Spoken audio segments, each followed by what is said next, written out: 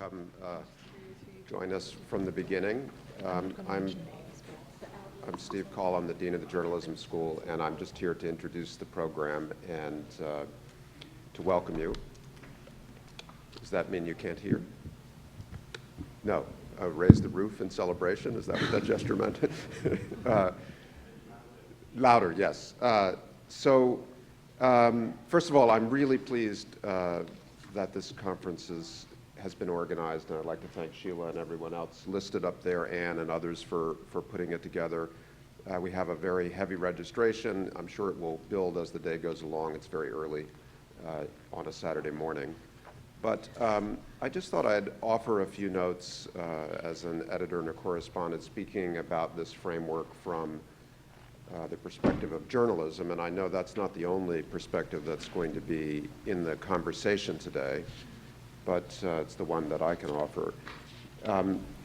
Alternate narratives of the Middle East, alternate to what? And I think we know the answer to that. It's what brings us together, which is that certainly Western-originated journalism is so often captured by narratives of elites and of state conflict and state competition to a much greater proportion in the Middle East, broadly speaking. And of course, one of the traps in correspondence about the Middle East is to generalize about a region that spans from Morocco to Turkey and the Gulf monarchies. Such internal diversity is one of the things that falls victim to these kind of Western instrumentalized narratives of state conflict. But when we think about the alternate path as reporters, as journalists, as editors, I think it's, on the one hand, you can start in a very simple place, which is the opposite of the top-down elite and state narratives of conflict and all the framings around them, whether those are framings of terrorism or framings of geopolitical influence or framings of oil competition. And so the opposite of that would, of course, just be from the floor up, narratives of families and neighborhoods and civil society organizations and religious institutions and the voices that shape society from the floor. And of course, if you think about correspondence in China or Latin America today or sub-Saharan Africa, I think on the whole you'd see a much more balanced body of work, even in the West, that has these characteristics, certainly as part of, as a greater proportion of the whole than is the case in the Arab world and in other sections of the non-Arab Middle East. So why is this? I think, for one thing, it's hard because many of these societies are in fact quite closed and they don't have deep journalistic and university-based institutions that have a space for plural speech or for free discourse. That's not true of every one of these societies by any means, but certainly there are significant numbers of very closed societies. Certainly when I have worked in Saudi Arabia, I have found that to be the hardest place to work on the street that I've ever encountered. Not because you have secret police minders, but just because there really isn't a lot of oxygen for open, transparent speech. And there's really not a recognition, even in civil society organizations, of what journalists do or why one engages in this kind of storytelling or this transparency. So it's hard, but it's certainly not so hard that it explains why we're in the condition we're in. And there are many examples, counterexamples of great journalism that have worked from the floor forward, and by doing so, made an enormous mark on our understanding. Certainly, Anthony Shadid, who I was privileged to know and counted as a friend, when he went out, he's an American raised in Oklahoma, Lebanese origin, and after 2001, he just sort of made a personal pledge to himself that he was going to go chronicle the experience of Arab peoples after 2001, and he meant it that way, of Arab peoples. And his sort of framing was that he would never speak to anyone in office except for the purposes of gaining an contextual understanding, but he would never bring that into his framing of stories or narratives, whether they were office holders of Arab governments or of Western or other international governments. And so when you looked at the techniques that he used, walking into a bookstore or a small business and sitting with the proprietor for hours and just letting these voices unfold, it became a very powerful, authentic counter-narrative to the framings of the war, the invasion of Iraq, and then many other episodes after that. So these models are really not very complicated. And there are many others besides Anthony's, entering through culture, entering through art, music. So many doors are open, entering through civil religious institutions and thinking about faith in the way that it's actually lived rather than the way it's instrumentalized as politics. All of these are possible and essential. But I think the last note I'd offer as we get started is, I do think sometimes when we, especially in the Arab world, when we think about these alternative framings for journalism, there's also a little bit of a trap sometimes in that approach, which is to set up a false dichotomy between this sort of bottom-up culture-based journalism on the one hand and faith in politics on the other. So sometimes these choices are really just an attempt to chronicle secular alternatives to contested political and religious discourse. So it's great that there is a really vibrant, secular is the wrong word, but non-politicized sort of space in many of these Arab societies, perhaps even in Saudi Arabia. If you get to know a city like Jeddah, it's remarkable how diverse Saudi society is. But the point of going from the floor up, I want to say, is not to simply record the fact that there is this diversity and that there are resilient, surprising sectors of society and culture that have a recognizable character if you're a Westerner. The point is actually to chronicle the floor in all of its aspects. And some of that can be quite disturbing and actually a source of violence and of intolerance. So if you go today to Kabul in Afghanistan, which is perhaps just a little bit beyond the geographical scope of your discussions, but similar to some other places,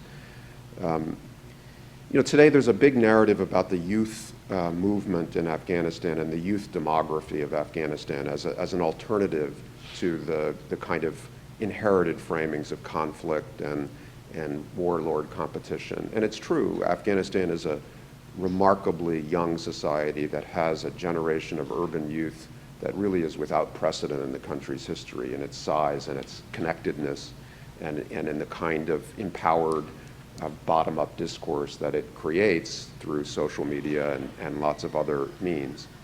But if you go onto a university campus in Afghanistan today, the student movements are not exactly progressive. I mean, they're essentially located in the most sectarian and sometimes the most intolerant strains of conflict that the society is wrestling with.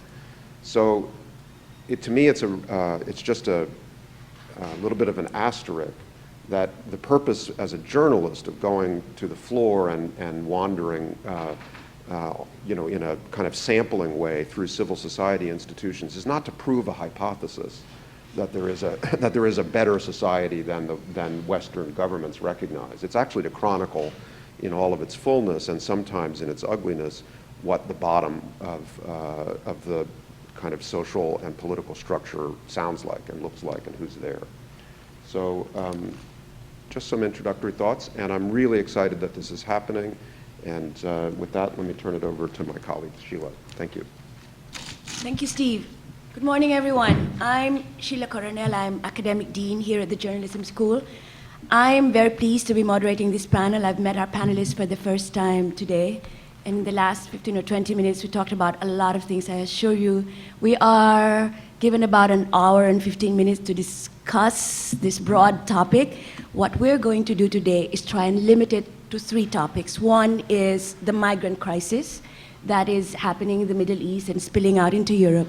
The second is ISIS and its use of the media and the coverage of ISIS. And the third, maybe to round out that discussion, we're going to look at what are the institutional and other impediments on the media and on journalism that make it difficult to have a more, as Dean Cole said, a more nuanced, contextualized, fuller view of the Middle East and of Middle Eastern societies. We have a great panel. I'll start off by introducing them. We'll start off with, to my extreme left, Alia Malek, who was Alia just came back following a refugee boat all the way from, where Alia from? Bodrum. From Bodrum to their final destination. Right, so she followed refugees coming. Her coverage has been, Alia is a graduate of the school. She graduated here in 2006.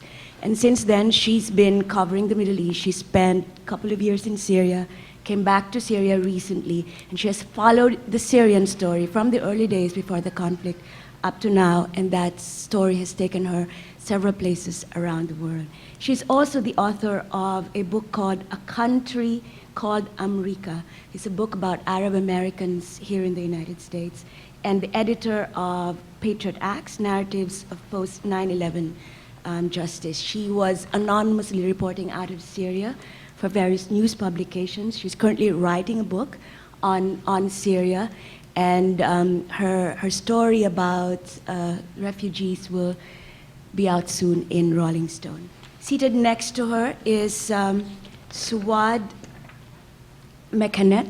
Suad was born in Germany. Her mother is Turkish and her father is Moroccan. She lived in Morocco for 3 years before going over to Europe. She spent most of her years reporting for the Washington Post and various news organizations, but mainly for the Washington Post, where she is a national security correspondent. Suad has written extensively about what she calls the world of jihad, and she is writing a book on exactly that. She's she's been covering the Middle East story since before 9/11. Yeah, and so has followed the whole trajectory of how that story has emerged in the media. And to my close left is she's not a journalist, but we're not taking that against her. Thank you. Fahira Fahmy is the first and only female Arab American tenured journalism professor at a research university in the United States. Her research focuses on the media and its coverage of crisis. She's done some recently very exciting work as a NATO fellow, and she will share with us the results of her work, which is about ISIS and its projection of itself in the world. She's a professor at the School of Journalism at the University of Rhode Island. Sorry. Arizona. Of Arizona, sorry. University of Arizona, and she's in that capacity has written a lot about the coverage of the Middle East. So let's start with the migrant crisis. This is a panel on, it's a framing panel that looks at the clash of narratives about a region that is very much in the news. We're going to talk about what stories are being told and what stories are being missed, who's telling those stories and how they're being told.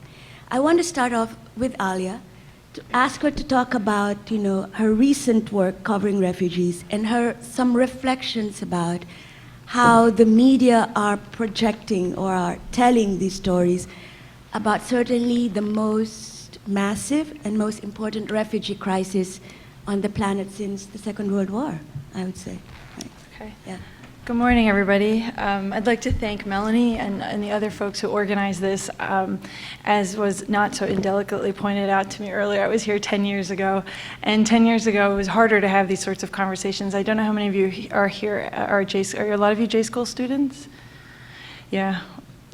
tough year. It's going to be a rough 10 months, but it is worth it. But it is. I think it's quite telling that we're having this conversation and this symposium or conference or whatever you want to call it. This was not something I would have imagined easily happening 10 years ago when I was here, and there were, it was definitely frustrating, sort of, because there was this school of thought that if you can cover the school board in Wisconsin, you can cover anywhere in the world, including the Middle East. And I think it sounds like maybe things have shifted here in how folks are thinking about journalism and what you need to know about a place in terms of context and language. So on the refugee crisis, I was just told to sort of speak to this. So I have, my thoughts might be scattered. But what I'd like to do is, rather than focus right away on the journalist telling the story, I'd like to just for a second one of the things I find really compelling about the story is that the people who are doing this, who are undertaking this incredible journey, have,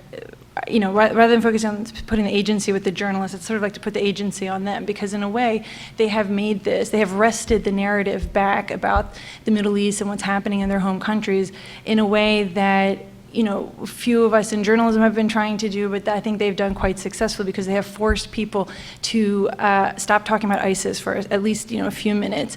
And my colleagues probably know a lot more about ISIS, but I have a lot of thoughts on what I would almost call like ISIS porn that we've sort of been subjected to, even at some of the highest levels of journalism. And they've sort of put the focus back on the reasons that people might be leaving these places or the things that might be happening at home.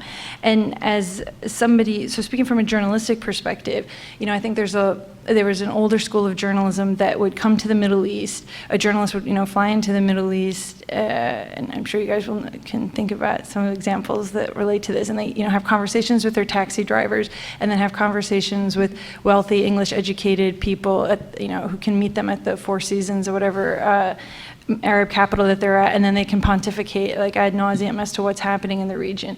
But the thing is that I love, if there's a positive to the massive emptying out of my home country and the sort of loss of its future generations and a lot of its generations that were already sort of established and would be able to sort of rebuild Syria, is that there is something very democratic about the fact that it brings all kinds of sources right to the coast, right to a beach. If you know how to speak Arabic, if you are fortunate enough to run into many of the people who do speak English, you're no longer just talking to people in the Syrian context from Damascus. You're talking to people from Hama, from Homs, from Deir ez-Zor, people who are provincial as much as they are cosmopolitan and urban. You're talking to many classes of people, including an overwhelming amount of people from the working middle class. And that's one of the problems that we've had, I think, at least we can specifically about Syria, but also when we talk about, when we look at sources from the region, and there's been like this incredible democratization of who people have access to, and all of a sudden you have access to them in one fell swoop, because in a raft you might have that, you might have a housewife from Homs with a female engineer from Damascus with pro-regime people from Latakia. You really have this diversity, and in terms of diversity, it's not just about sectarian diversity in the Middle East, which has sort of become our go-to framework for understanding the region. You have class diversity, you have diversity of opinions on who are the good and bad guys in Syria. You have a diversity of gender, you have a diversity of age, you have a diversity of geography, which is really critical, and that gets lost because a lot of the reporting happens just from capital cities or from other major cities.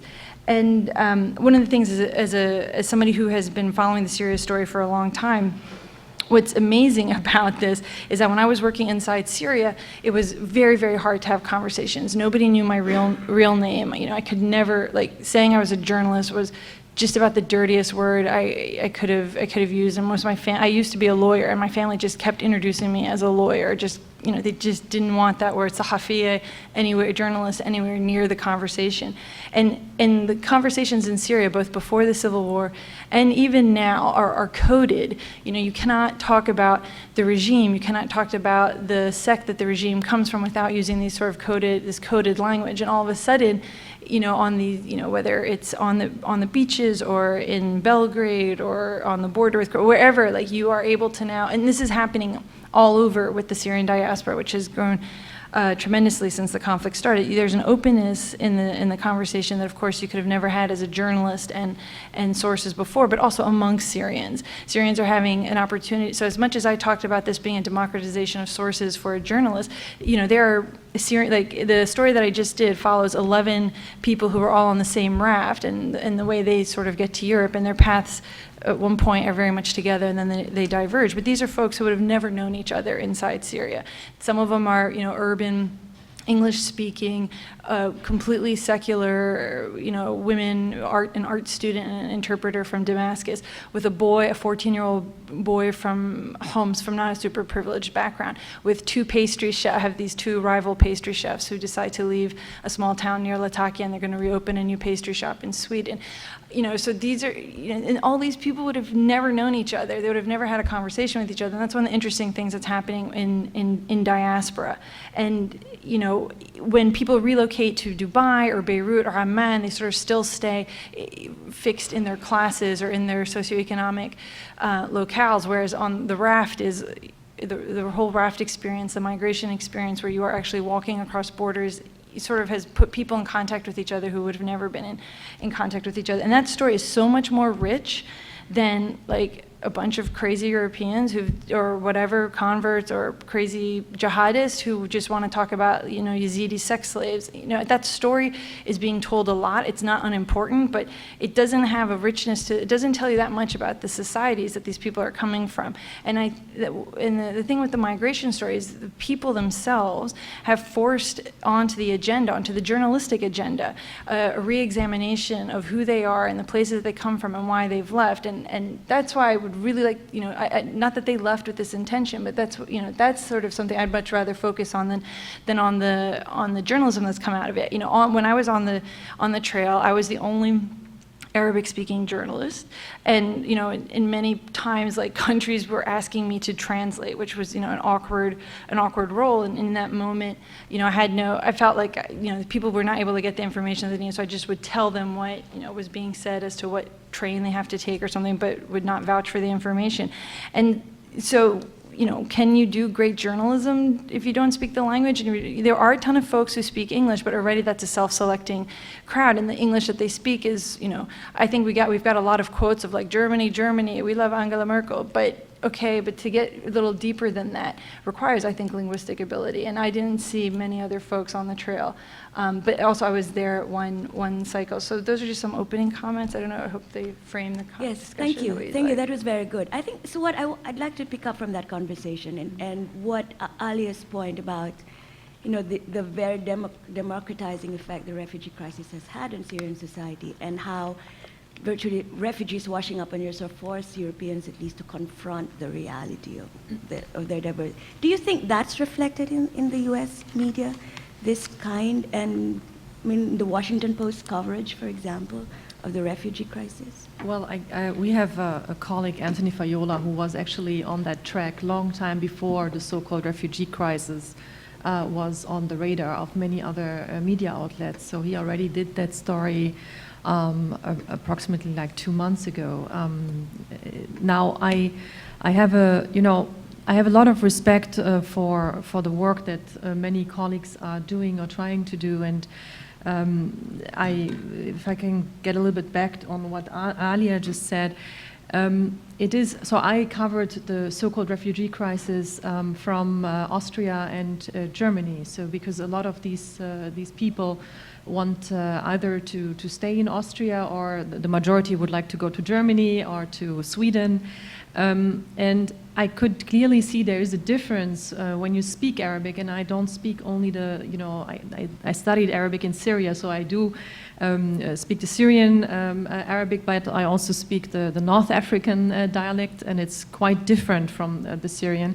And there's there was a situation where I out of a sudden realized that a lot of the people who came and claimed to be Syrian were not even Syrian, because I could hear the Moroccan slang, I could hear the Algerian, and we did a story that actually was a little also difficult to do, because you understood there are many people who are desperate, who really left war zones or who have left, crisis, and who were asking for refuge in Europe.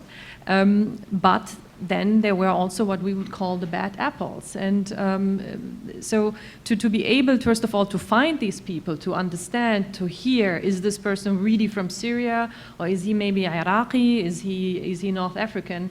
Therefore, I absolutely agree with Alia, to be able to speak the language is quite helpful.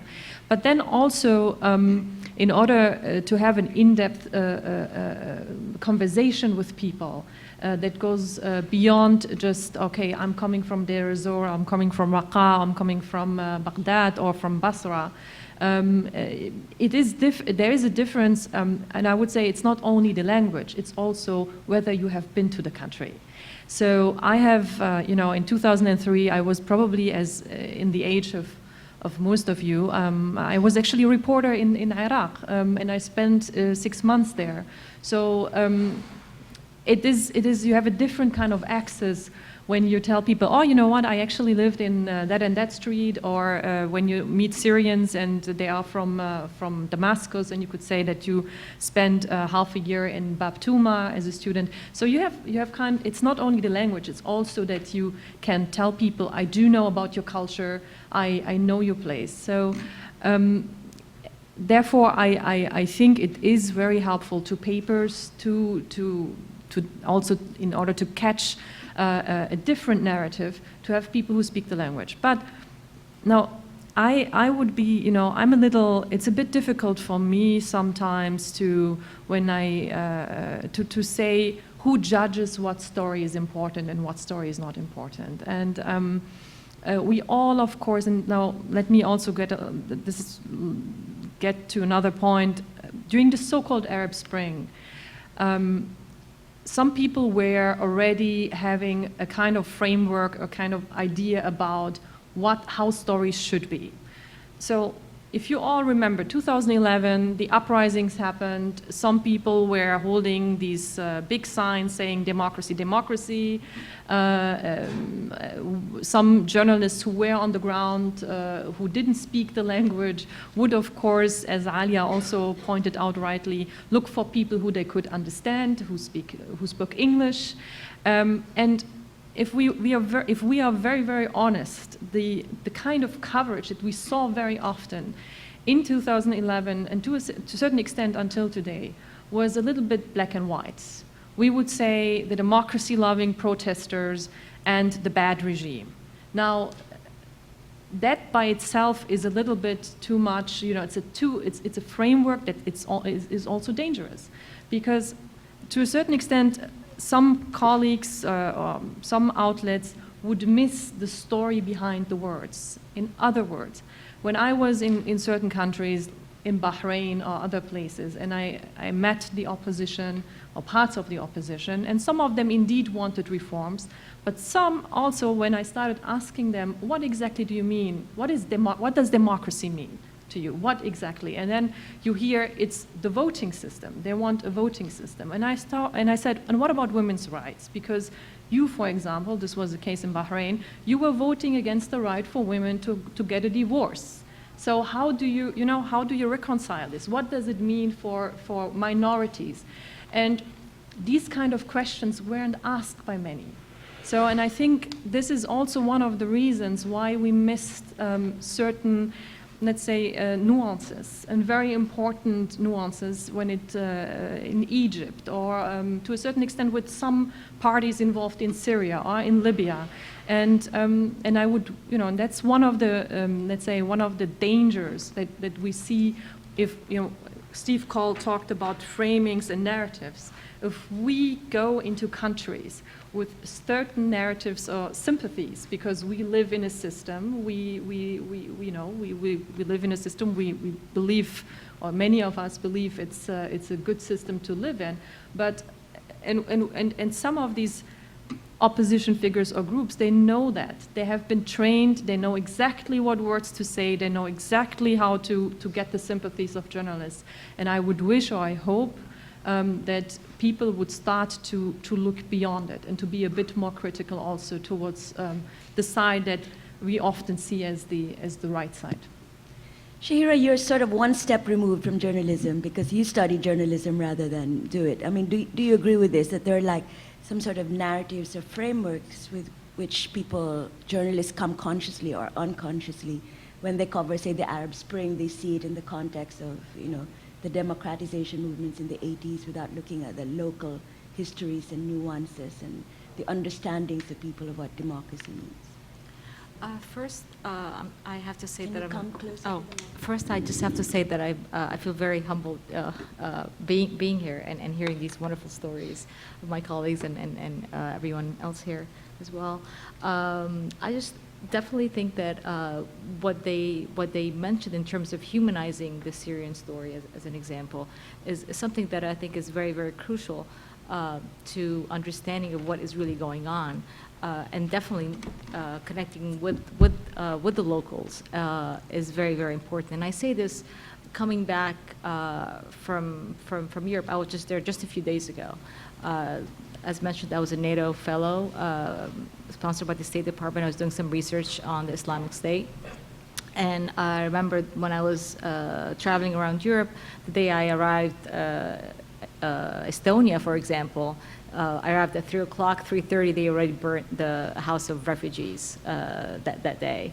The next day they had a concert, for there were the people for the refugees and the people that are anti, and all we're talking about several hundreds that were supposed to be their quota. We're not talking about millions or anything like that. So definitely there is a need to humanize the story. I have heard several times by many people, and it was very, very hard to listen to because these were professionals. I've heard actually the word, let's keep the animals inside the Middle East, referring to the refugee crisis. And this was really, really difficult to listen to. So I think that, when we talk about these stories, when you talk about your journeys, I think it's very, very important to make these stories even more accessible to the rest of the world, because I think it's very, very important, not just the United States. I mean, even in the United States, I mean, even if we talk about, taking in refugees from Syria, I mean, how many did the United States really commit to taking? I don't think we've committed to taking more than a few thousands compared to countries like Turkey or Germany and so forth. So all these things are things that I think we should also consider in terms of when we talk about the Syrian refugee crisis, and when we talk about how should we tell the story and put it in context. The next thing that I kind of wanted to kind of talk about kind of relates to also a little bit about the Syrian crisis, and I know I'm not sure that the idea of the Islamic State kind of really fits in right now, but I kind of wanted to bring it in because, again, it talks about kind of the narrative, what we really get in the news versus what is really out there, which I think is very important. One thing that I think was very fascinating for me, I mean, was the idea that, I mean, when we think of the Islamic State, what do we think of? We normally think of brutality, right? Pictures of people being slaughtered, people being burnt, just very graphic visuals, correct? I mean, anyone else? Okay, this is basically what we think about. So, which is very interesting because when I did my study that I just finished just recently, what was very interesting was I found out that the narrative is a lot more than just brutality. In fact, the brutality was close to 10% of what actually the Islamic State produces. So we're talking about, I mean, 10%, it's actually 11.9 to be more accurate. But when you talk about 11.9% versus everything else that they're producing, there's a lot more that is out there that we're not really communicating through the media. And I think by doing this, we really limit the narrative of what they are communicating, whether they're communicating outside of what I'd like to refer to Daesh, which is the Islamic State in the acronym in Arabic, whether they are communicating this through outside Daesh, through online means, or actually within Daesh. Because one thing they actually do say is, they have 33 provinces so far. Just in one province, they claim to have 15 media points. And in these media points, they actually give out, so for example, one of the things that I looked at a magazine called The Beak, It's an English language magazine. It's one of their official sources. But they do produce a lot of other magazines. They have Dar es Salaam in French. They have Constantinople in Turkish. They have a very good one also in Russian language. And they have also just a lot. I mean, it's just a lot of magazines, and they all have different content, different visuals, different texts, different stories, and I can tell that they are very, very slick and beautiful, and that if I see one of these magazines in a newsstand, I'd actually buy it. It's this attractive. So, so what I looked at actually the pictures in this magazine, which is called The Beak, and so basically what I found out is that really the central theme that they're really trying to communicate, the one that we're not really getting we're not really understanding the complexity of what they're really producing, is they're really trying to communicate the ideal caliphate or the ideal so-called nation that they're really trying to promote. So the strategic communication messaging is a lot more complex than just brutality and so forth. And even when they do show pictures of brutality, or horrific images, they also show it with juxtaposition with images of, for example, dead children, of collateral damages, so images that, of people perhaps that have been, bombed, and then they would say, okay, so you would see a video, for example, of these dead children, and then say, okay, so because of these events, that we are going to retaliate and let's say, burn this person or do so. So everything is usually put in context. So in a sense, then everything is rationalized. So, but what we're getting here in Western media, usually, what we're getting is, oh, look, they just like killed, 20 people, slaughtered or burned this person. But we're not really getting the whole narrative that they're really trying to communicate, which is a lot more complex than that. And if you don't mind, I'd like to show you. Can we do that later? I just want to round out this discussion please. first on the migrant crisis before we move on to ISIS. Now, certainly ISIS is providing an alternative narrative of the Middle East that is by using very sophisticated media. But I'd like to go back to the refugee crisis first, and then just ask one more question before we move to ISIS. Is the things that are missing is the agency of these refugees. They're usually portrayed as victims. You talk about humanizing, but humanizing can actually make them, a lot of the humanizing stories are actual stories about, these poor people washing up on our shores and being driven out by ISIS without looking at, the stories of people, what's driving them there. They look like they're the victims of history rather than people taking action to improve their own lives. So can you comment a little bit about that? Can I show just one image, and then I'm sure you have a lot more to say. But I just want to show just one image that I think is very, very crucial, and then we'll just move on. The image that I want to show is the iconic image of. Can you use the microphone so that, because this is being recorded, it's better that. The image that I'd like to show you now is the iconic image of the dead boy on the beach. If you all remember this picture, I think it's really crucial for me to show you this, just because to show you that actually what the Islamic State or Daesh is doing, they are really very conscious of. They don't. So their magazine is almost like the magazine of record. It's almost like the New York Times. Let's of what we see as the newspaper of record. So let me just show you the picture here that I wanted to do. Okay, so here's the picture. Hopefully I can make it. So basically, they did actually cover it just as much as we did. So they did cover the picture of the Syrian boy dead on the beach. However, their story was very interesting, because we think in the West, or this is the story that I'm getting from a lot of my colleagues, for example, when I was working at NATO, is ISIS is trying to push Syrians out, trying to push Syrians to go to Europe. Well, when I saw this and I read what they're saying, well, I'm not sure exactly where the narrative is, but it's definitely a lot more complicated than what we think it is. So, for example, this picture here says the danger of leaving the Islamic State, and it was really accompanied that day by maybe even 10 videos, showing. Interviews with people, with Syrians that actually are living within the Islamic State, that have shelter, their kids are playing in the background, soccer, happy, and say, yeah, we came here and we are provided with food, and we are living happily ever after. again, this ideological idea of the Islamic State being the utopia. So this picture says the danger of leaving the Islamic State. And with this, But certainly this, I mean, judging from the numbers of people still leaving Syria, this ISIS take is not effective, right? Or is it? I mean, let's go back to, Yeah. yes. Well, I mean, look, there's we're hearing here a lot of we have to humanize the story and so on. It's a little, me, the private Suad mechanic would say, yes, of course, I have also feelings for these people and why they're going, but it is not the way I do my job. My job is not to look at these people who are coming to Europe as victims. My job is to ask them why they left and to see whether somebody is telling me the truth, whether I can confirm the story the person is telling me, whether I have a possibility to confirm it or not. And I can tell you, I certainly came across some people who said, first of all, I told you, there were some people who said they were Syrian and I figured out they were not. There were some people who were Syrian, but after I spent some time with them, there was a guy who told me he liked living under ISIS.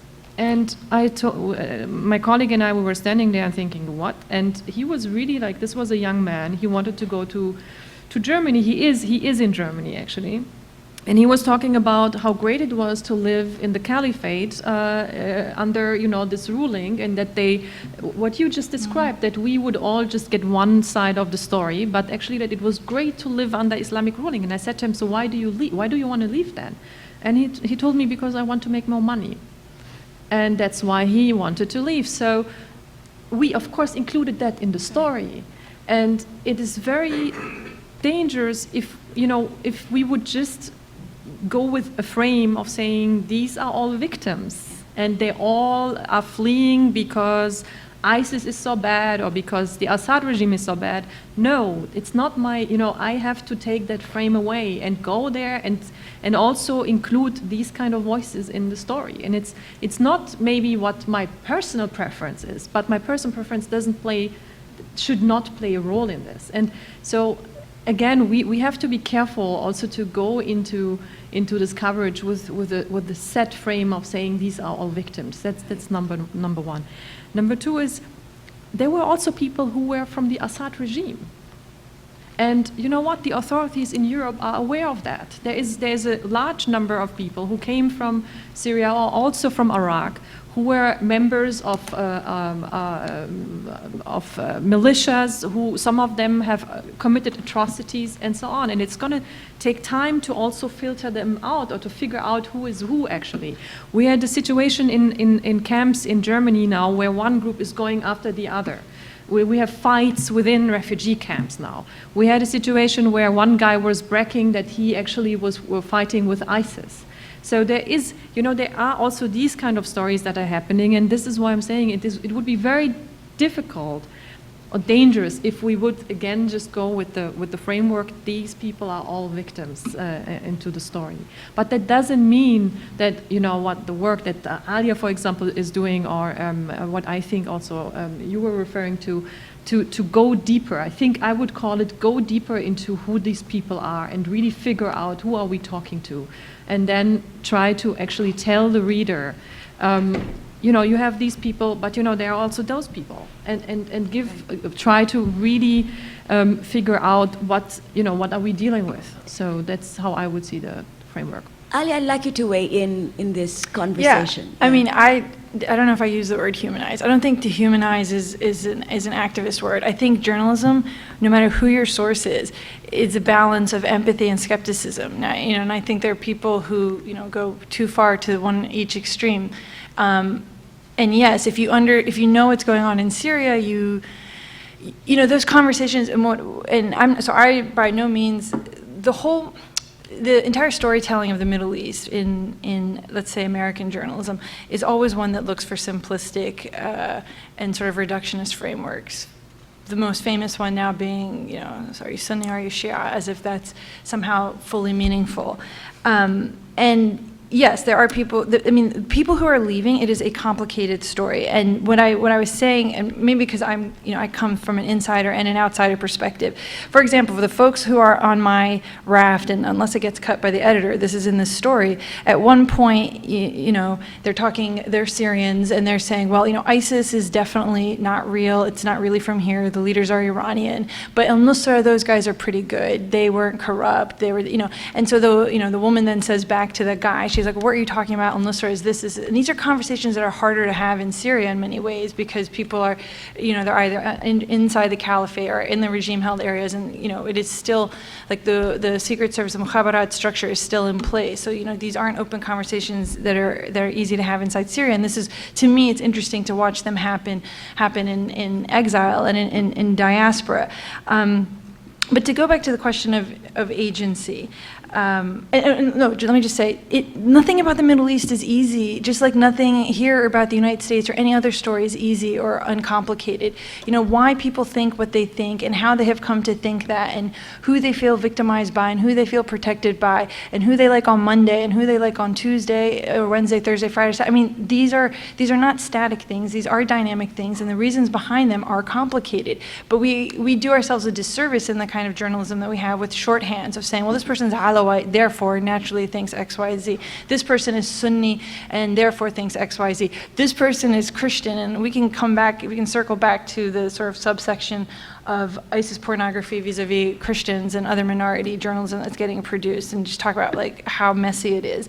But what I wanted to say, if we talk about agency, is that if you look at the Syrian context, life in Syria under the Ba'athist regime and under Hafiz al-Assad and now Bashar, and even before, but much more under the Ba'athist, was one where you had very little control over your own life, okay? You exercise agency in the most minor of ways. You weren't part of the governance, you weren't even really part of like the economy fully 100% unfettered, because the minute you were too successful, there was somebody from the regime or affiliated with the regime who would come and like force you to become your equal partner or reap part of your profit. So this is a place where there was little agency.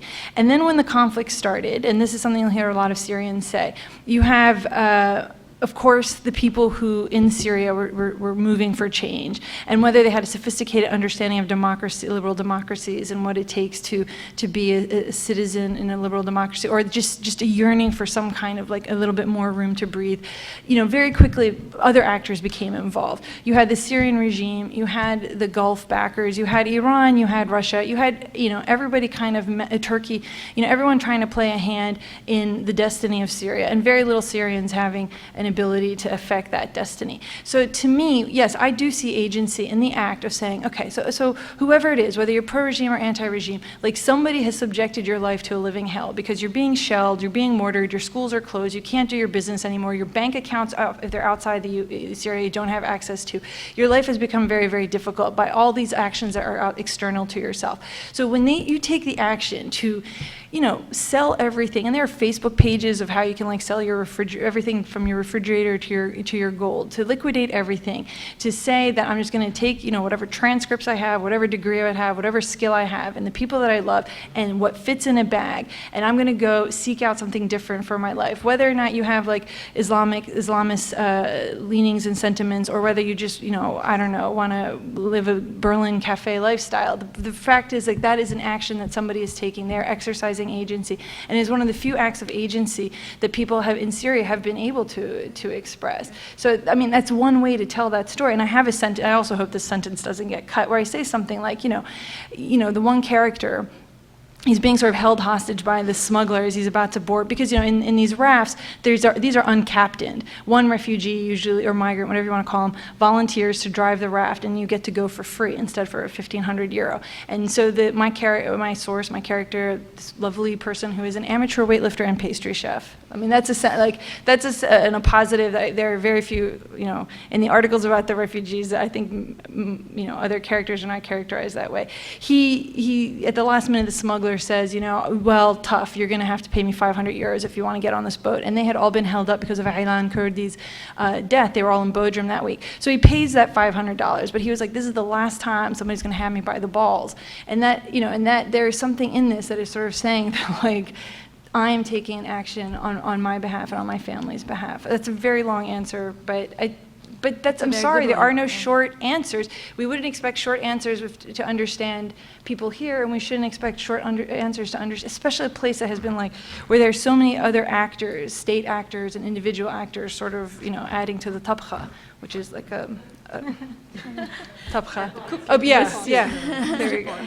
So I wanted to say something, but you are writing mainly for an American audience that wants simplistic answers, right, and some clarity in this situation. How do you manage that contradiction? The individual stories on the ground are multi-layered and complex. Well, actually, Yeah. I don't know if you read some of the stories that I worked on, but I don't think they were always that simple. But, But I'm saying is I'm saying like just- how do you you have to explain to an audience that has Sure. only so much headspace to understand these complexities. How do you do it? Yeah, well, it's actually quite interesting because I did not grow up in the U.S. I grew up in Germany. I have, a Moroccan father, a Turkish mother who was of Arab descent. I lived in Morocco, but I did spend some time in the U.S. And it was for me, this was actually mind-changing to spend 6 months in the U.S. and to finally understand, this is how these people think about the Middle East, because I was working actually for the since 9/11, first for the Washington Post and the New York Times, and I worked on these more in-depth stories going on the ground into the what we called world of jihad. We interviewed Al-Qaeda leaders, Taliban leaders. I've been to some shady places because I thought at some stage, or we thought in the paper, my colleague Michael Moss and I, we thought, it's important also to explain to the American audience what is the mindset of the so-called jihadists. And we always talk about people. We always talk about, and Shaila said it in a very, I couldn't agree more. Like we have this frame of like they are, they're doing beheadings and this is what they stand for. But there's much more. And I always say nobody was born to become a jihadi. There's something that happened, and our aim was to basically go to on the ground and take their words and bring it to the U.S. audience and international audience and explain this is how they think. And it is not easy sometimes because, of course, first of all, you need to get the trust of these people. You need to have access, and as you said, of course, they know I work for an American newspaper. I never hide who I am. They know I'm a journalist, but I've been doing this now for almost 15 years, and I have some very good sources. One person actually became a minister within the so-called Islamic State, who I've known for many years. So you build up some kind of reputation and trust relationships, but it's a very thin line. It's a very thin line because you're trying to explain how they think, but of course you're confronting them, or I at least do confront them with some of the evilness, some of the critical questions, and it's not always without danger. I mean, to sit with an ISIS commander in a car along the Turkish-Syrian border region, to drive with him in the middle of the night in this car, and to have an interview with him where you also confront him with critical questions, you're taking a risk. But I believe it was worth it, and I believe it is important because it is important for the people in the United States, or for the people all over the world, to understand how these people think, in order to also understand what we are dealing with. And I see this as part of my job, and it's not easy, and it's not never, as Alia said, it's not an easy. There are not easy explanations.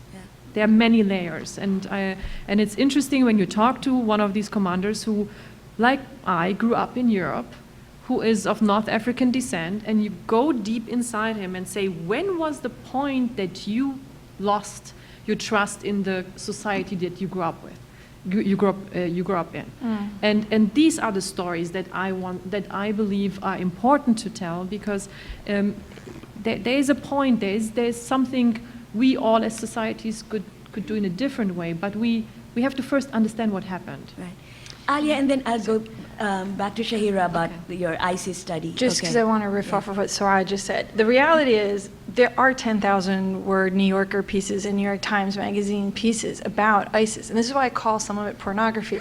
That last question that she asked, that is one of the starting point questions to ask. Like, what is it about masculinity? What is it about the American occupation in Iraq? What is it about, the failure of assimilation and belonging in European? Like, these are the. So we could write 10,000 words about that, but instead, and I know we're trying not to point out bad examples, but there is a magazine that had a cover story a few months ago, and it must have been about 10,000 words, and it took, so they had the space, readers had the bandwidth, but it was much more interesting to talk about, like, what is it about Islam? What is it about, like, what's Sunnah? What part of, sorry, because it's ridiculous. What part of the Quran led you to this? Not like, what is it about the way we frame masculinity and the validity of violence and claiming masculinity? I mean, you could do that story. There are outlets that will go that long, but, I don't know. I mean, imagine if like a foreign correspondent came over here and did all the reporting from like the KKK. I mean, because there are a bunch of nut jobs, but then it's also not just that they're, why do they, what is it that they feel What is that about they're defending? Christianity, What are right? they, I mean, we're able to have some more intelligent conversations about other topics. We do have the bandwidth. But we don't want to maybe ask the questions also that implicate Western society and violence and masculinity, or the American occupation of Iraq, which is where Daesh or ISIS initially comes from. And these are ex-Baathists. I mean, it's much more easy to focus on, their product, their recruiting product, than it is to sort of like look at the systemic and historical reasons that might actually implicate us. Let's, don't want to go there. That's a very good point. Yeah, Shira, now I'd like you to show, how is ISIS explaining itself, and how that explanation, that portrait it paints of itself, the way it communicates with the world is very different from what we see from this side. And if you want to stand up and do some. Yeah. Use the microphone. Okay, first I'd like to play baby devil's advocate. I did say the complexity is important, and I do. Oh, yeah. And I just wanted just to say one thing. It is true that complexity is important, and I totally, of course, believe in this since I'm a journalism professor. But it also very true that what resonates, and I think you did mention this, both of you did, that what resonates with not just the U.S. public, but with publics in general, is really simplicity. So when we talk about this picture, this what we call now iconic image of the Syrian crisis. To give you an example, I asked a lot of people, so what do you think about this picture? And a lot of people said, well, this picture really resonated because this boy could have been any boy. You could not see this boy's face, so it could be my child, it could be your child, it could be anybody's child. Two, which was really, really interesting, the boy's skin is white. Literally, someone came up to me and said, well, maybe if this kid's boy was black, maybe it wouldn't have been as iconic as it is now. So this is just very, very interesting when you talk about simplicity. Well, fact is, simplicity really does resonate. And let me just show you another example of how the Islamic State, or Daesh, or ISIL, do use this, what we call simplicity, because it does resonate. Let me just show you one more image that I think is when we talk about the utopia, when we talk about the idealistic Khalifa, you can look at this, and it basically, they really also play a lot on the brotherhood. You come here and you will live a happy life. We're all different, but yet we're all brothers. And you can see what they have also down there versus American racism. So kind of really very, very interesting visual as well. I know we're running out of time. I just want to show you perhaps maybe just one graph of kind of my findings, and then I can perhaps just wrap it up, because I know. So here's just something that I kind of just wanted to show you. And this is basically, when we talk about strategic objectives of, in terms of what do they do in terms of their objectives, in terms of inform, frighten, unite, and support. What I did is I looked at all their visuals over a period of 15 months, where they actually issued about 11 issues, and a lot of these issues had pictures that ranged from 50 to, I don't know, 100 and some visuals. But what you can see is that the visuals literally increased over time. This is So- the ISIS magazine. Correct. This is yeah. the big magazine, which is one of many official magazines that they produce either online, that we have access to online, or whether they're very glossy and beautiful, very colorful pictures there. They actually give out at their media centers, which they have quite a few of them. So you can see really the basic idea of what they're really trying to do is to inform. So really inform is really what they are trying to sell. They are trying to sell the idea of, to promote the Khalifa, to really tell information about what it's about, that it's not a very bad place. And when you look at the red, which is the frightening, which is what we get in the news here in the West, you can see how little the numbers really are. It's very, very limited. So it's just very interesting, kind of just to show you kind of over time that the inform is really what it's about. Unite, there's a little bit of unite, but it's not as much. What's interesting is that information and a lot of pictures about war, or of how they're really winning a lot of ground in terms of the war and the conflict in Iraq and in Syria. So with this, I'll just I think I'll stop, and then I'll. We Super important stuff. Yeah, I have other graphs. Is there a but- paper? Shahir, is there a Can you- paper? can you show your- No, I just came back from. This is so important. show the other slide about. Oh, okay. Well, I have a lot. Yeah. yeah. These are the real messages in terms of the core messages of their stuff. The political, mainly political and religious. So when we talk about the social, I know here we talk a lot about the lone wolf. We talk a lot about, people go there because they're not really happy, they're not really assimilated in Western societies. But reality is that a lot of what they're actually telling us, a lot of how they're really kind of trying to promote the caliphate is through political and religious messaging. And the social, it's about 14%, but it's literally very low compared to all the others. And then finally, I have this one, which is kind of talked a little bit about in terms of what are the themes that are actually in that they are working on. And you can see war is actually the most that they actually use. So basically, images of winning, images of tanks, images of flags, images I have a whole range that I can probably give a whole lecture on this, just one slide. But then you can see also utopianism is also one. It's literally 1/4 of all the images that they're working on. Or they are producing. I'm sorry, and disseminating. So they're basically showing that you come here, you will live happily ever after. There are pictures of hospitals, pictures of them taking care of orphans, pictures of people eating together during Ramadan and so forth. And then brutality is the stuff that we get, which is, like I said, 11.9%, which is really very, very little. And then belonging to the state is also not as much. So you can see really the two major ones that I think are really important is you have war and the utopia. These are the kind of the main themes that we have that they are trying to disseminate visually, at least. So. Really important. Thank you. I mean, we are trying to grapple with ISIS, and Alia, you started off with questions that are not being asked in the Middle East. I mean, Suad, what questions are not being asked? It's not just a question of what stories are not being told, but what questions are not being asked. Are you asking me or asking her now? Oh, both of you, yeah. I mean, I think I said some of them. They're like, look, porn is more interesting to read. Like, oh, this is how they seduced me, blah, blah, blah. This was, the messages they sent me, blah, blah, blah. I was just a nice white girl in Seattle until this or I don't know, where did that story take place? You all know which one I'm talking about, I think. I know you do. Okay, so great, but like there's much, I mean, well, for the people who are coming from other societies too, because there's a lot of people who are not Syrian, or why would you leave the so-called comforts of Western liberal democracy? What was it that sort of led you to this point? What led you to embrace violence as, what messaging or what justifications do you find for choosing violence as a way to engage these issues? Why?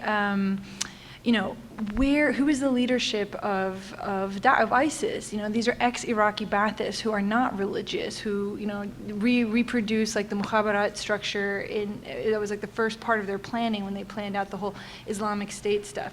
Those are some of the questions to be asking.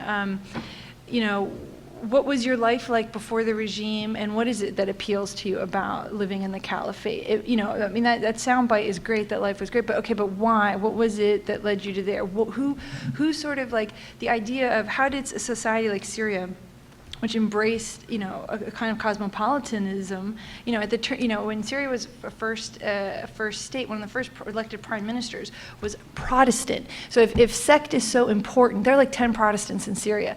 How did like all the Sunnis and the Orthodox and the Alawi, like why would they elect somebody who is, so how did we shift from cosmopolitan ways of looking at ourselves to these entrenched sectarian ways? And, what role did our allies like Saudi Arabia play, and roles like our future allies that we are like dying to become friends with, like Iran, play? Where did the discourse shift? There's so much, Syria existed before 2011, and it existed as a different kind of place, and like these shifts in the way the society looked at itself, or in the politics of the region, or the way leaders there were positioning themselves geopolitically. These things are important, and I guess the questions begin there. It would begin like, where does ISIS come from? Why does it appeal to foreign jihadists? Why would there be some kind of a reception for it in the countries that we're looking at? What role did the invasion and destabilization, and I'm talking about Iraq from '91, and then a brutal sanctions regime, and then a second invasion, like disbanding all the institutions. Why do we have this idea that like, why do we disband the state when we want to like change the government?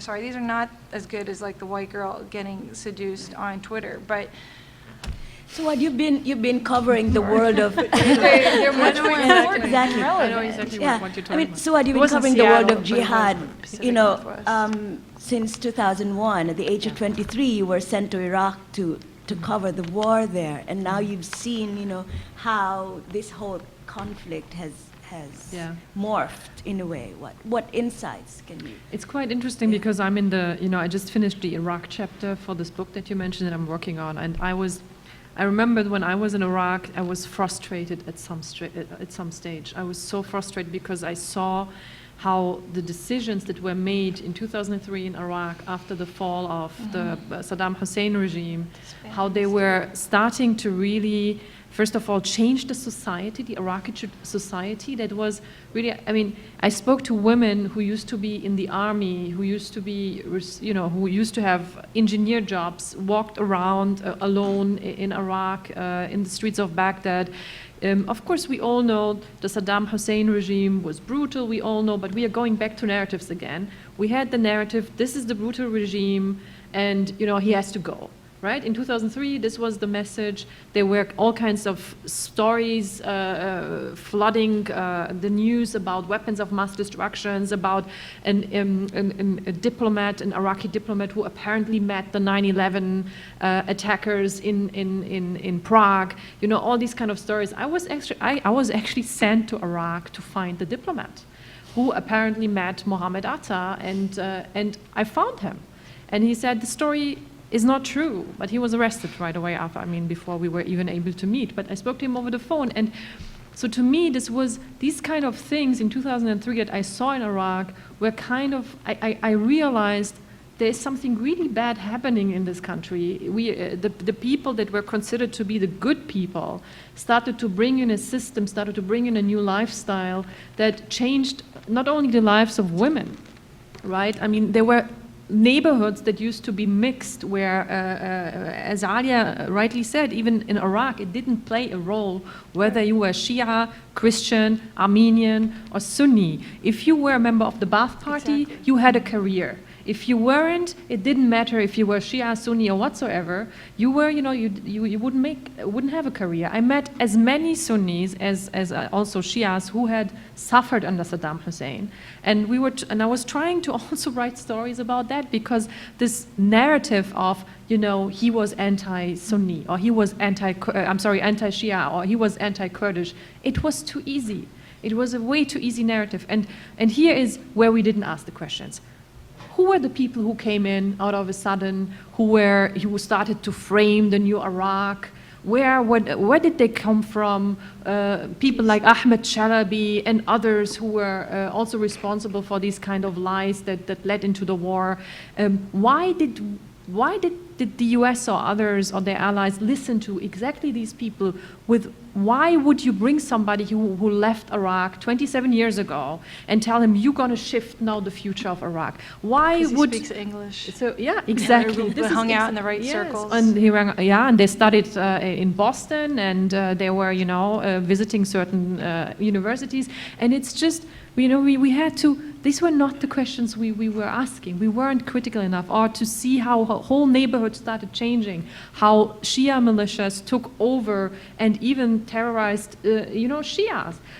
I spoke to women who said who never were wearing any headscarf or whatsoever before, and they told me we can no longer leave our house without wearing the chador. So these were the stories we had to tell, and we told them. We did write these stories, but unfortunately it did not have an influence enough on the decision making, and this is the mess we are in today. And so when I wrote the chapter, I was really thinking, wow, you were really like frustrated back then when you left Baghdad, because you saw that this is long term, the outcome, the ISIS leadership, who spent also time in some of these prisons and were tortured.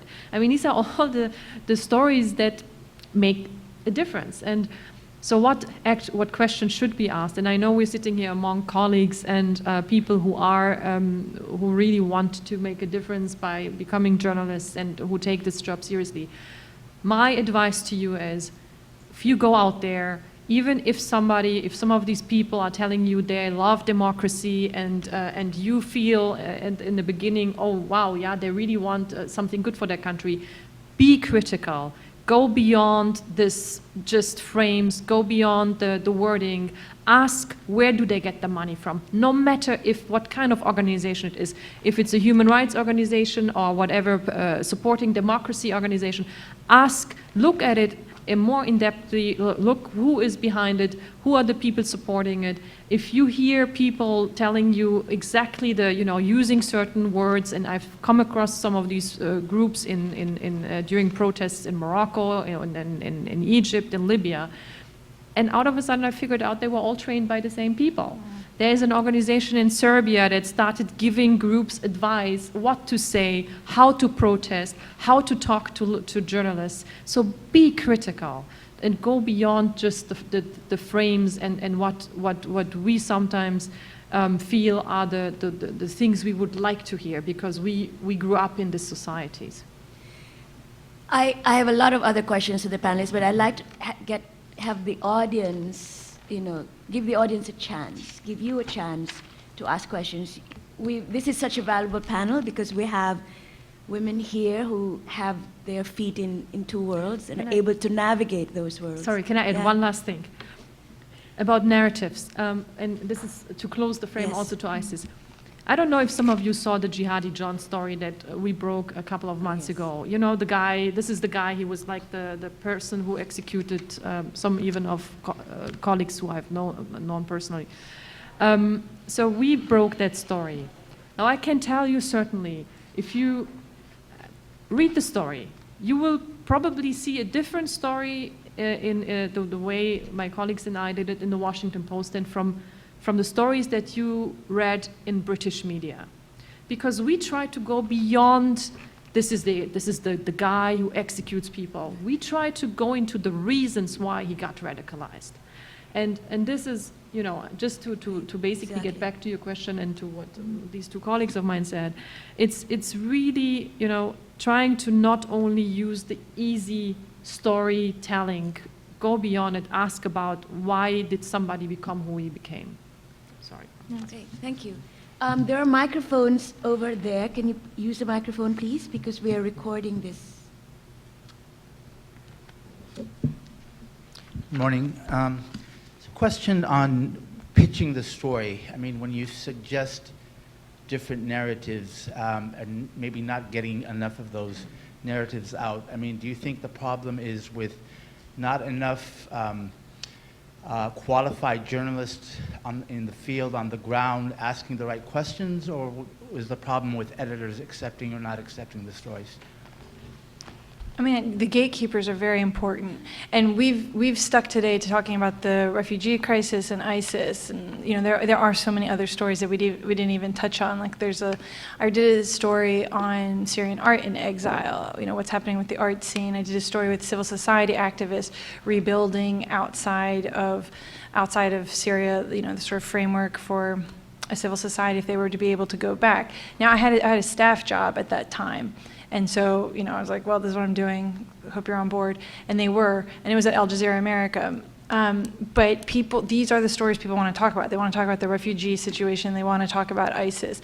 And so that's why so as many of you who want to become journalists and be doing the bylining, we need a lot more people who have a sort of a wider perspective also going into the editorial jobs. So that's something to think about as you consider your career paths.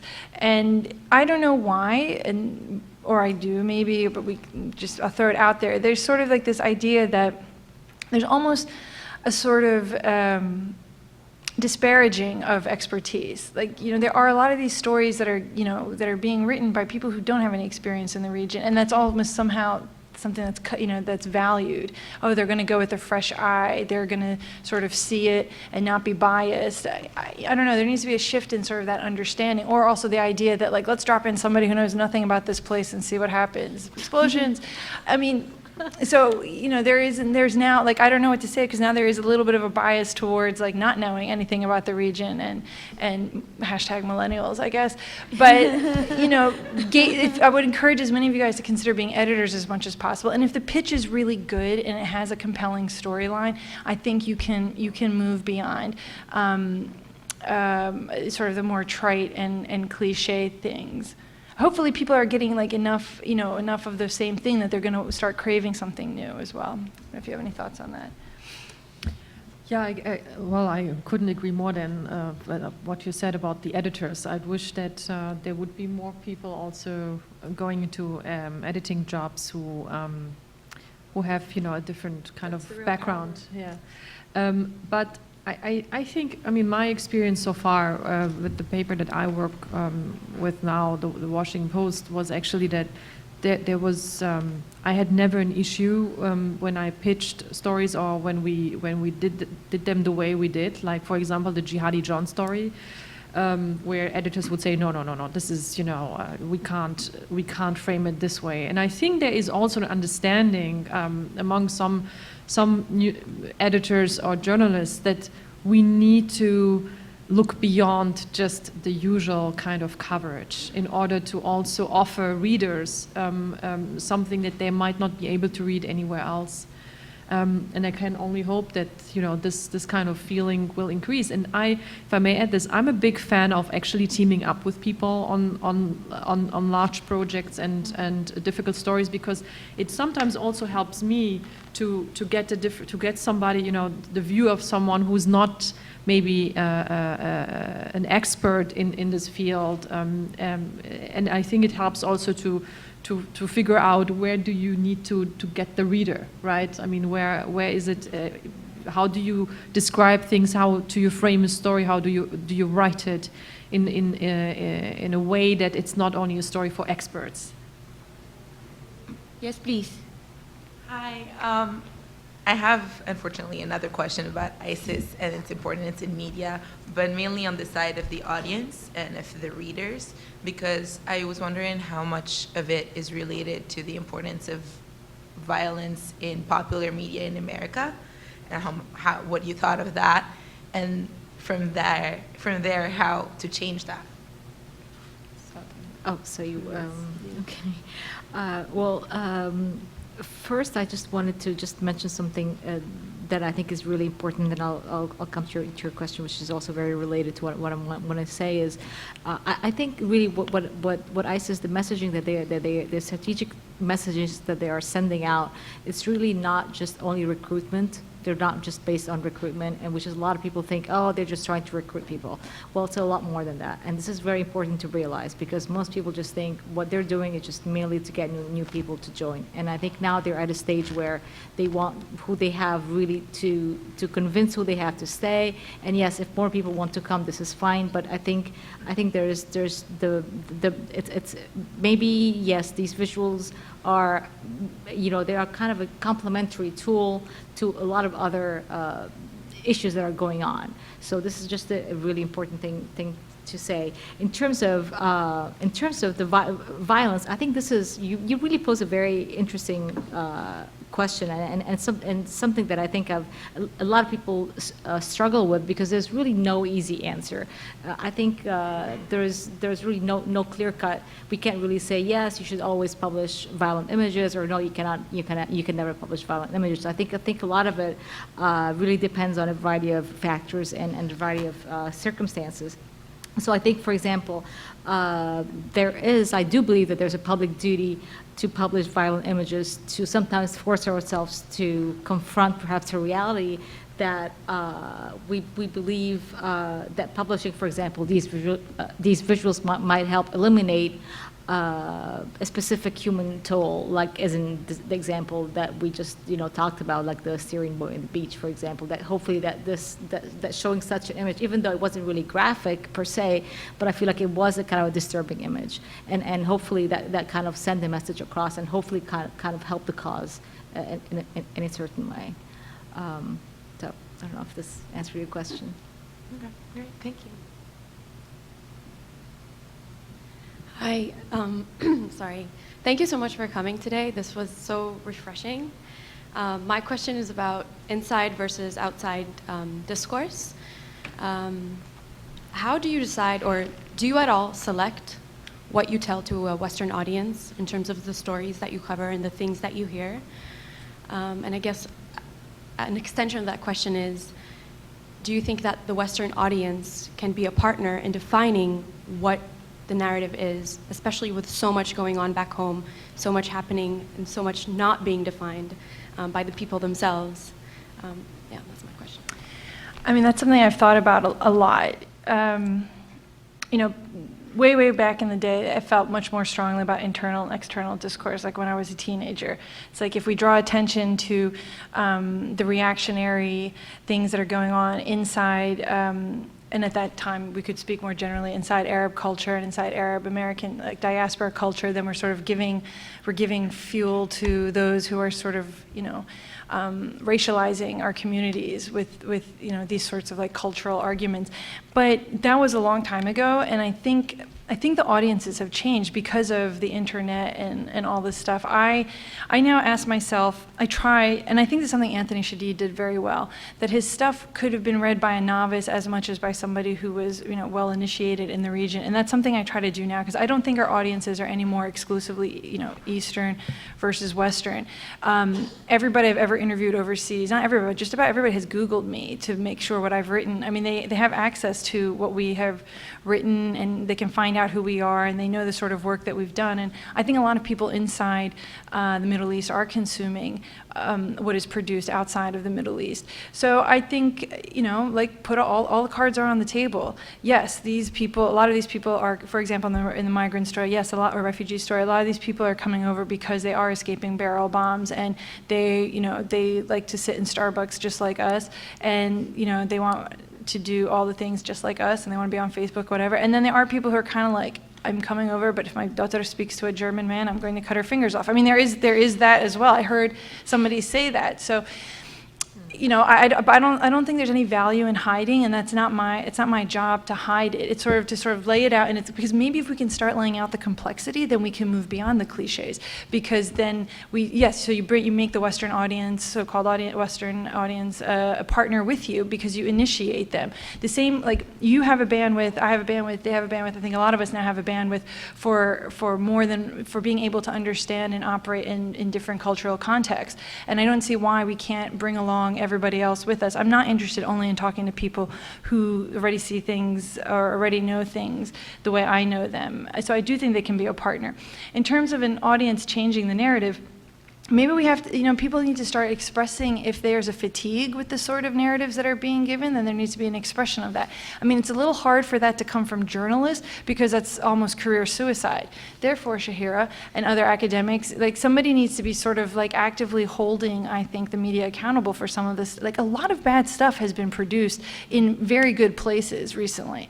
And so the question is like who, so if it cannot be me and all my other colleagues to call them out repeatedly, because then it just looks like, why, you're sour. It could be whatever. People will ascribe whatever motivation that they want. And I do think there needs to be a much more rigorous assessment of the sort of work that's being done. Like really, there was one piece recently that's referred to somebody calling somebody Daesh and saying that Daesh was a derogatory term for an ISIS fighter. And that was that should be easily fact checkable. Daesh is just the Arabic acronym for ISIS. But somebody has to be sort of rigorous. I think there's a whole PhD out there for somebody to sort of become the voice on or to academically and rigorously look at what is being produced. So yes, I don't know, that was a very long-winded question, but I was in a place once where I was like, there's an external and internal dialogue and discourse, especially on gender issues, because it's like if you put the gender issues out there, then they're going to seize on it to racialize, entire people. But I just think now I'm in a place where like all cards on the table, and like, you can read 10,000 words that way, you can read 10,000 words this way as well. Hope that was helpful. Can I follow up on that? I mean, this question of showing the reality of, the refugees, for example, that they include people who supported Assad, people who are supportive of ISIS. In a situation where the Europeans, for example, are contemplating what to do about the refugees, those kinds of stories, doesn't it endanger? They're going to do an individual assessment of everyone's case. But you do need popular support in the European community to get the governments to do something. No successful novel, let's look at things from a nonfiction point of view, a fiction point of view. No successful, okay, there are a lot of successful movies that are crap, but no real successful novel or film doesn't go into the complexity of your characters. I just think, well, let's just put it this way. Sugarcoating things and then, getting a big surprise is not going to help the case either. I do believe that if you reveal people and their complexities and situations in their complexities, that is not a bad thing. And that might move you beyond, like currently, let's look at the American approach to Syria. Like, oh, we're going to arm the secular moderate rebels. Okay, please find me the secular, because the secular people that they're talking about are all like in Beirut Facebooking about this now. They're not looking for arms. They're not trying to fight. So, this approach that like, oh, everybody thinks like this. Everybody hates the regime. Every Sunni hates the regime. Every Alawite is pro the regime. Every Christian wants the regime. These sorts of stories, it's self-perpetuating, but like the policy has not been very smart, in part because these have been reductionist. And I don't see how 5 years of reductionist narratives have really accomplished much for the situation. So yes, talk to me, maybe in 10 years I'll change my mind again, but I do believe that you can reveal people and their complexities and situations and their complexities. People just have to do a little bit more work. Right. But then it's also important that you will be allowed to do it. I remember there was a time where I worked for a German outlet, and it was in 2012, where I had clear information that some of what we would call jihadists have entered Syria and were setting up cells. And I was not allowed to get this information out because it was seen as, oh, this is probably just propaganda coming from the Assad regime. And I said, no, this is actually information coming from the jihadists themselves. Because, I have these kind of access. No, but the issue was, it was not the time. We are getting back to, there was a certain frame, there was a certain idea about the bad dictator and, the people who are fighting for democracy and so on and so on. And as Alia clearly said, it is, and this is actually what I saw also on the ground. I was wondering, I spoke to some of my European and US sources. I said, who are the people you're giving these weapons to? And by the way, what is going to happen, like, to all these weapons, even in Libya? Like, are you guys thinking beyond that? Like, what's going to happen? Where are these weapons going? And I was shocked to see that they weren't thinking about that, or at least they really believed, no, we have to get rid of this. This is the target. He has to go. And we just, and these are the people who want to get rid of him. and I was saying, well, are you looking beyond it? Are you looking, who are these people? Like, what do they want? What kind of system do they want to implement afterwards?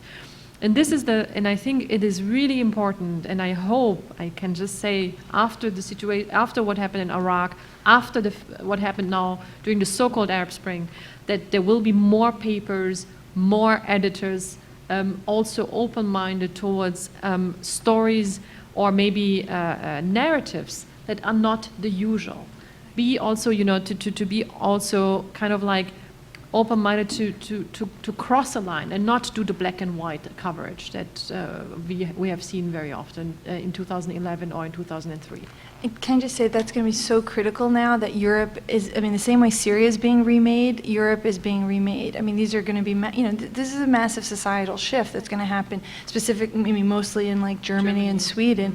But, look at, like, bad coverage of black folks in the United States, did that get us very far in terms of so they have a chance to sort of not make the mistakes, because America is like sort of the first model of a multicultural society in modern times. So there's a chance to not make the same mistakes and to, our society has continuously made. And racially, that does imply the journalism that was produced about other people in the American community over many years. Yes, Shahira. Just one thing I want to add, and it's really based on what you've all talked about. I mean, I see a lot of excitement from journalists today regarding describing the complexity of the situations that we're currently experiencing right now, and from experience, being my recent experience being away the last few months, I see a clear disconnect between policymakers and what we're talking about today, and this is very, very interesting. I mean, I literally had dinner with, let's say, quite an important person, and this person was telling me, like, what's the big deal about Daesh or ISIS? Let's just call them Muslims. And I just sat there, and I said, please, if anything I ask you, please do not say so. And he's like, yeah, I heard this before, but I don't understand why. They are Muslims, aren't they? And and so this was just like a kind of very, I think kind of summarizes what I want to say is about this clear disconnect, and I really think we should make the effort to really communicate, and I'm not sure how to get to this point, but I really think we should be very, very conscious about it, and hopefully try to create some kind of communication channel that would work. There was if I may say, there was an example actually also connected to the refugee crisis, where out of a sudden you would find a lot of articles, interesting, at the same time, coming out talking about, oh, look at the refugees. All these people that are fleeing are, and some people would refer to them as Arabs, others as Muslims. So, and what are the Muslim countries doing for their brothers and sisters? And I was thinking, wow, that is really, I mean, if you think about it, I mean, to basically just create another narrative again, to say, it's dangerous, and to just follow that path and say, these are Muslim refugees, so we look at them as Muslims. We don't look at them as human beings. Yeah. I find it quite dangerous, and this is maybe also, I had a couple of meetings with other, even members of human rights organizations who would say, yeah, but they are Muslim, and actually Muslim countries should do more for them. And I said, well, that's interesting. Are we talking, is this how we are going to look at people from today on? That if somebody is Christian, it's the Christians who should take care of him. If somebody is, so what are we going to do with the atheists? So nobody's going to take care of the atheists? I mean, it's really, seriously, it is so dangerous if we don't look at the nuances, the words we use, because it is creating something. We are setting the seeds out there for the way people are looking at others, and we have to be aware of it. And they're going to all live together now in Europe. I mean, in this remade Europe. We all live together. It's one planet. It's not just in Europe, but I think all over the world. It's one increasingly a very mixed up place. It's true. So you ended in a hopeful note, and that's the note I want to end on in this panel. This has been a very interesting discussion. I will not attempt to summarize it. But I think, Suad, you said that this is a very good time to be doing more, and you did too, Alia, more multi-layered, more complex stories, because it's a crucial time in terms of policy making, but it's also an audience is much more open to stories of complexity and nuance that they've ever been before. So if I may, don't contradict me. I'm going to end on that note. We do have a break. Thank you so much. This has been an excellent panel. Very articulate women. I did not ask the question of why being women and being from that world makes a difference in the way you cover, but we can ask them this question during the break.